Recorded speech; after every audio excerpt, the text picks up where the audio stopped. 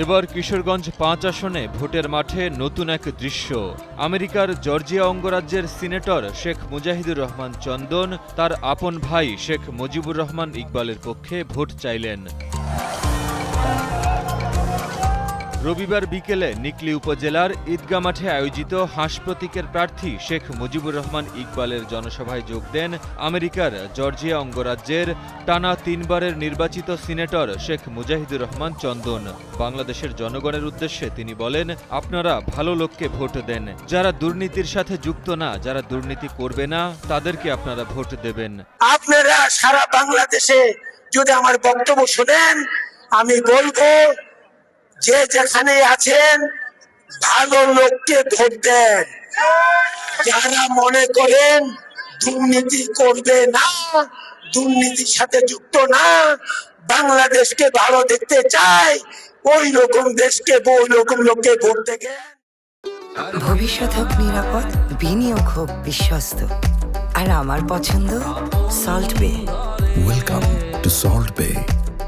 এ সময় শেখ মুজাহিদুর রহমান চন্দন বলেন, আমি আমেরিকার সিনেটর হিসেবে আসি নাই, আমি কোনো দল থেকে আসি নাই, আমি এসেছি আমার ভাইকে সাহস দিতে আর আপনাদের সাহস দিতে।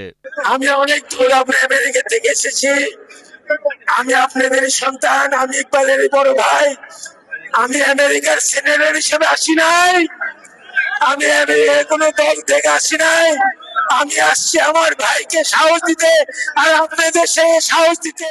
এদিকে স্বতন্ত্র প্রার্থী শেখ মুজিবুর রহমান ইকবাল অভিযোগ করেন, কিছু লোক ধর্মের নামে ব্যবসা শুরু করেছে, তারা ধর্ম ব্যবসার নামে হিন্দু মুসলমান ভাইদের মধ্যে বিভেদ সৃষ্টি করছে।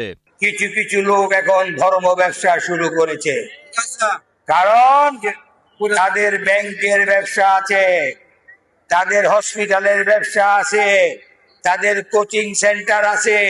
বাংলাদেশে ৩ ব্যবসার রক্তর মতন তারা চুষে খেয়ে বেড়াচ্ছে, তারপরে তাদের অভাব পূরণ হয় না। তারা নতুন করে ধর্ম ব্যবসায় লেগেছে। তারা বলে এই ধর্মের এই মার্কায় ভোট দিলে বেহেশতে যাবেন, ওই মার্কায় ভোট দিলে দোজখে যাবেন। এই কাফেরদের থেকে সাবধান। নিকলী উপজেলার ৭টি ইউনিয়ন থেকে মিছিল নিয়ে নির্বাচনী জনসভায় হাজার হাজার মানুষ অংশ নেন, যেখানে ভবিষ্যতের সৎ নেতৃত্বের দিকে তাকিয়ে রয়েছেন তারা। কিশোরগঞ্জ থেকে নাসরুল আনোয়ারের পাঠানো তথ্যচিত্রে ডেস্ক রিপোর্ট, কালের কণ্ঠ।